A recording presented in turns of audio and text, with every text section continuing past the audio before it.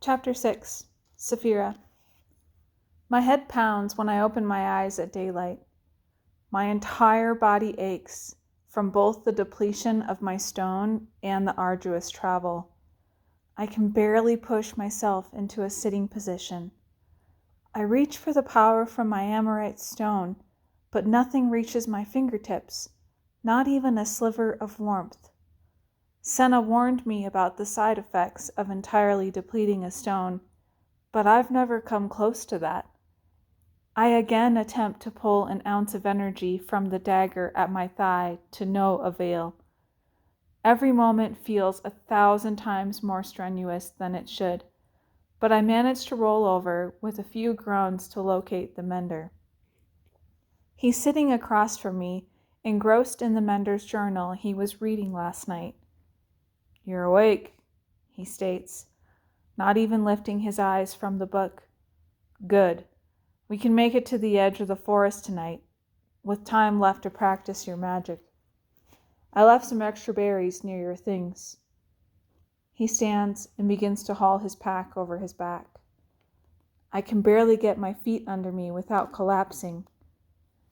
"Do you happen to have any potions in that bag of yours that could help me? Give me a bit more energy?"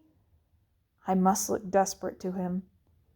He gives me a blank stare before heading into the ferns, sparing no time for my ailments.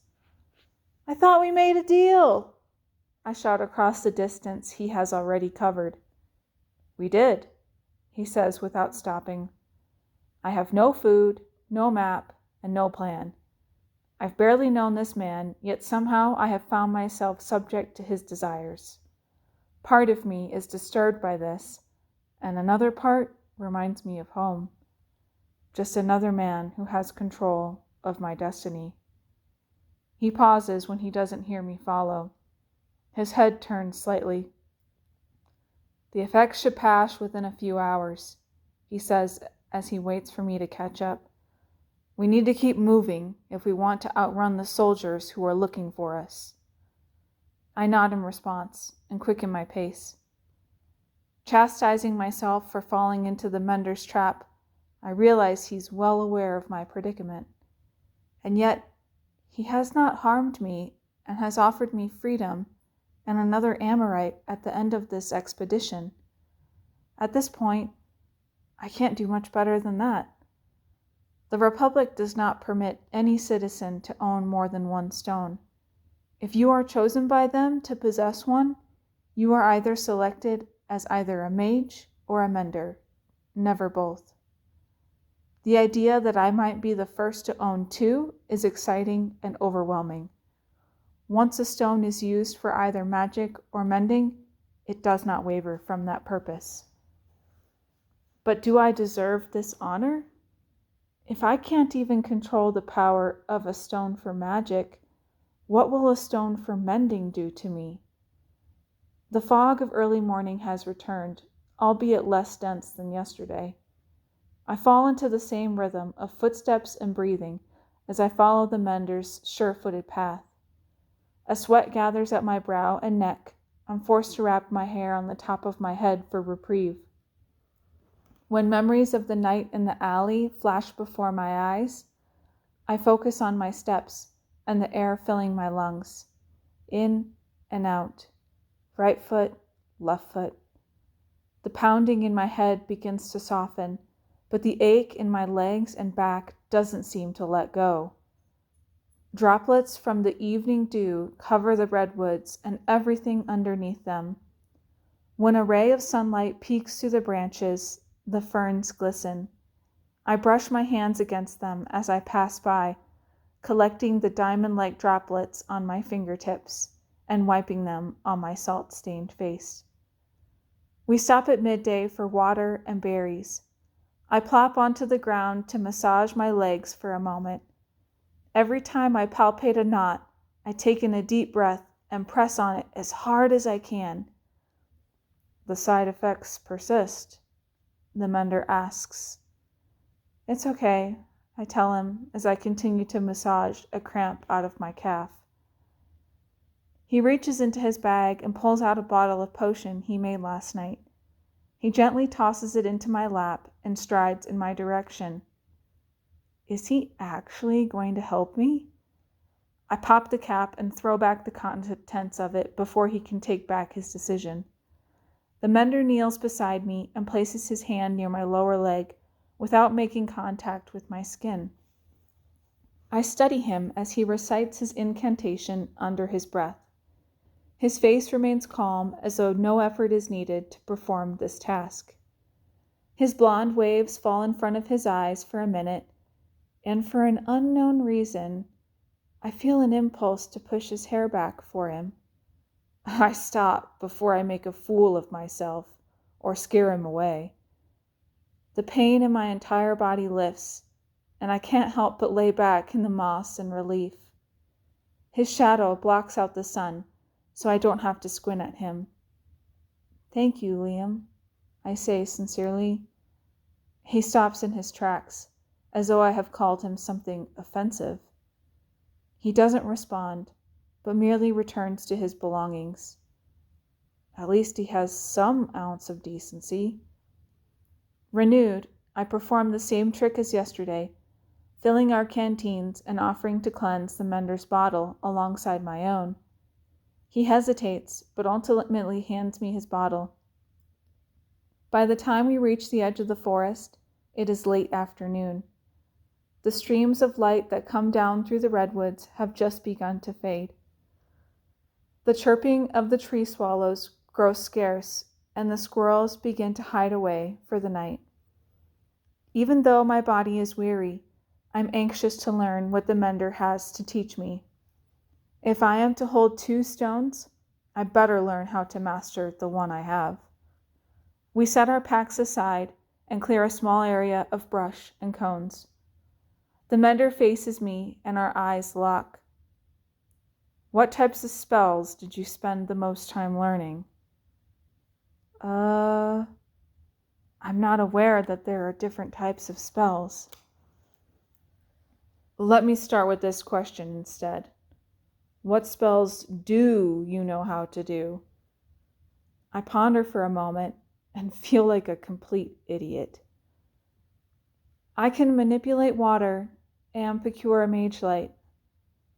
Yes, you've proven that, he says as he stalks around me. What else? Where did that transfiguration spell come from? I told you.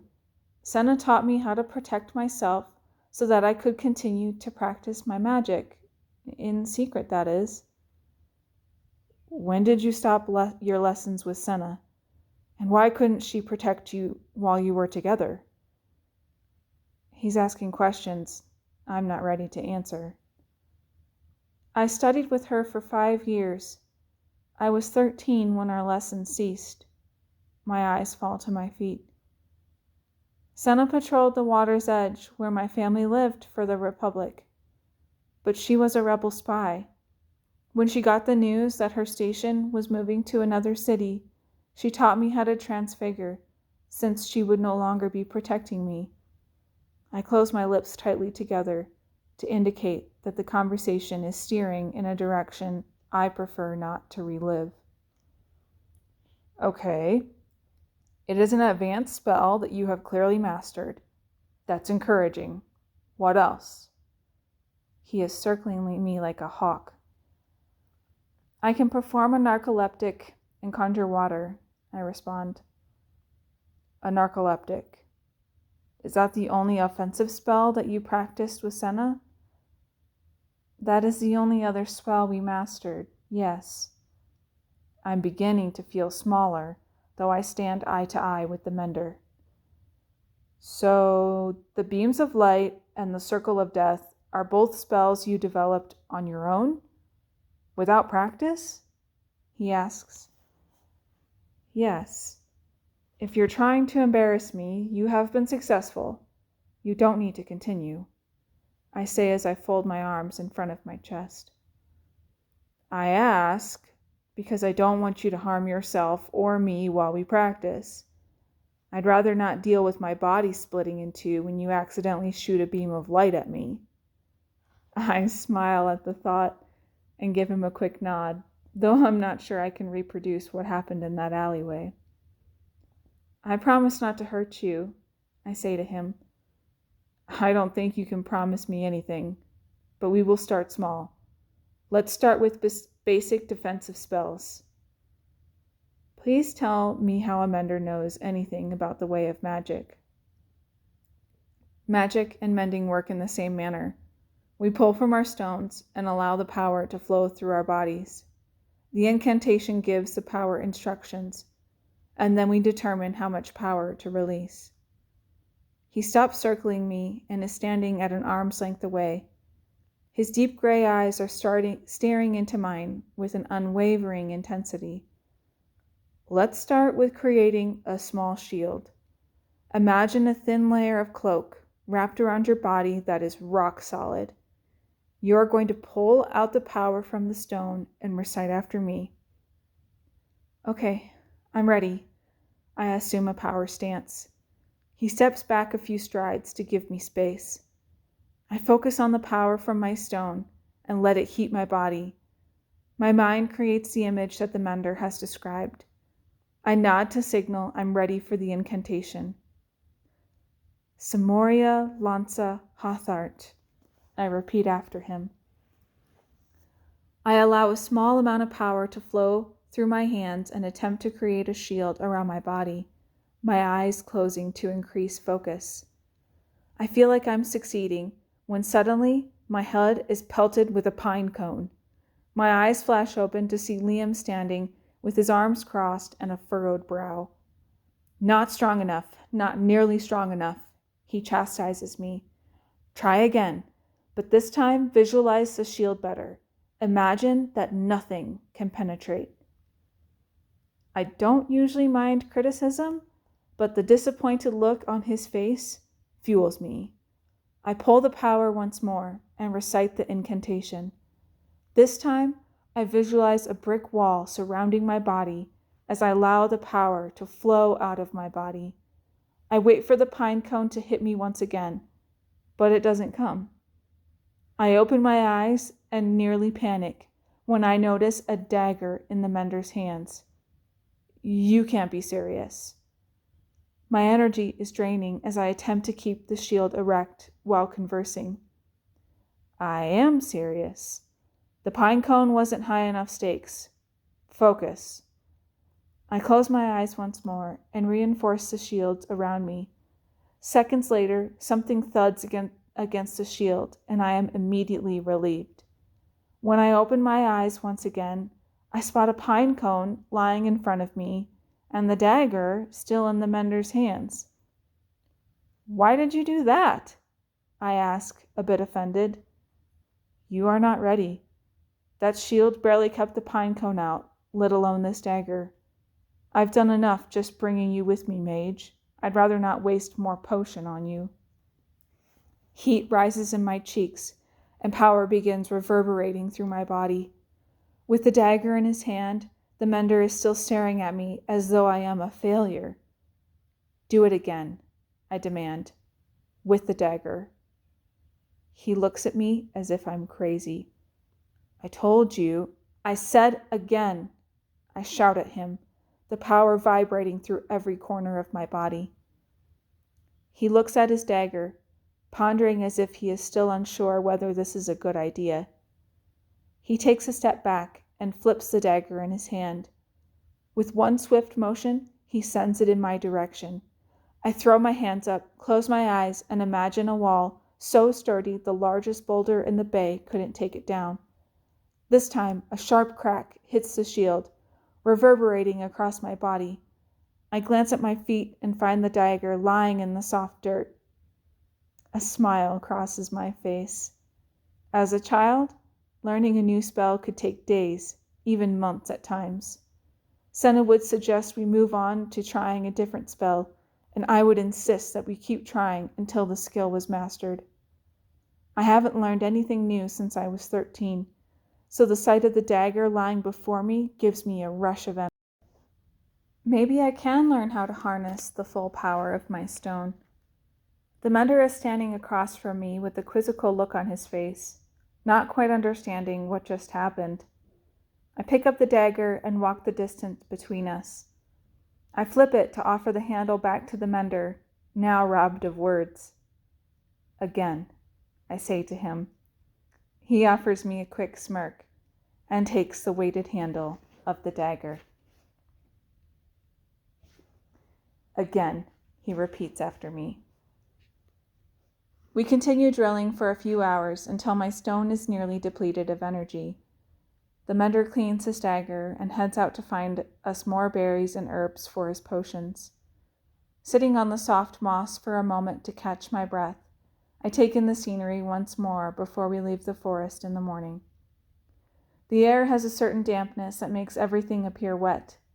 Moss camouflages the south side of the trees, crawling into every nook and cranny.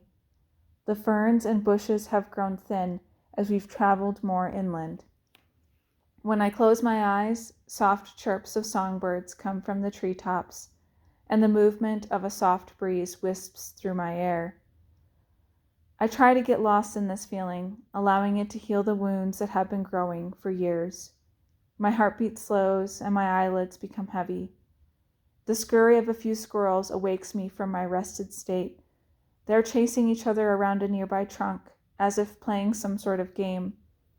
I slowly reach for my second dagger, now sheathed at my side, rather than at the bottom of my bag. My attempt to slay a squirrel with a dagger is utterly laughable. I am thankful the mender is not nearby to embarrass me further. I make a mental note to ask him about more offensive spells. The squirrels are scared off by my mile-wide dagger toss, but return within minutes. I pull an ounce of power from my stone, being sure to leave some for building a fire and transfiguration later. I recite the narcoleptic incantation and throw it in their direction. To my surprise, it works. The squirrels have been put into a deep sleep, with enough time for me to end their lives graciously. Within the hour, the mender returns. He skins the squirrels while I erect a transfiguration around our humble campfire. It takes nearly all of the energy left in my stone to hold it long enough for the squirrels to cook thoroughly. As soon as the mender pulls the meat off the fire, I drop the shields and sink to my knees near the coals left simmering.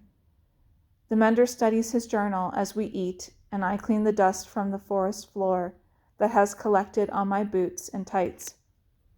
His mind is seemingly preoccupied by the text. His lips move slowly as he works through the translation of each word, a difficult process. Most of my classmates despised learning Old Lucerish, but I found the ancient language beautiful. My tutor often praised my work and even claimed that I might understand it better than him someday.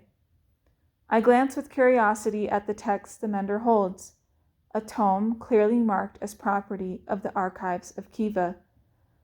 The Republic makes it nearly impossible for mages and menders who do not work for them to advance their skills, as they don't have access to texts written by Amaria's most notable menders and mages. It is illegal for anyone without an emblem and robes to enter the archives. It would be considered suicide to do so. If there is a potion floating around that the Republic doesn't know about, anyone carrying it could be at risk of being hanged. This creature that you believe is in the forest of Moran, why exactly do you need it? I prod. He pauses reading and gives me a look, as if he's deciding whether or not he can trust me.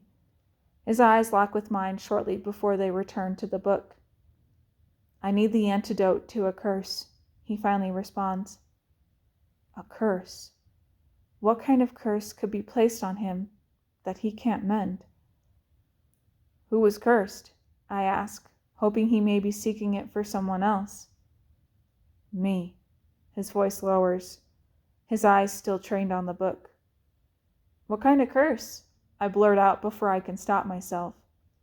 He pauses once more, but this time he lowers his book so I can see his expression entirely. His blonde waves blow slightly in the breeze, and for a moment, I feel like he is genuinely looking at me. A curse of a lifetime of pain, He speaks softly. I'm taken aback by his answer and instinctively avert my gaze. His eyes return to his journal, signifying that this conversation is over. I turn my back towards him and lie on my side so he can no longer read my expressions. For the first time, an ounce of pity for the man washes over me. What kind of mender cannot fix his own pain? Maybe there is a reason why his eyes carry such a deep sadness. Pain is not a foreign concept to me, at least the emotional kind.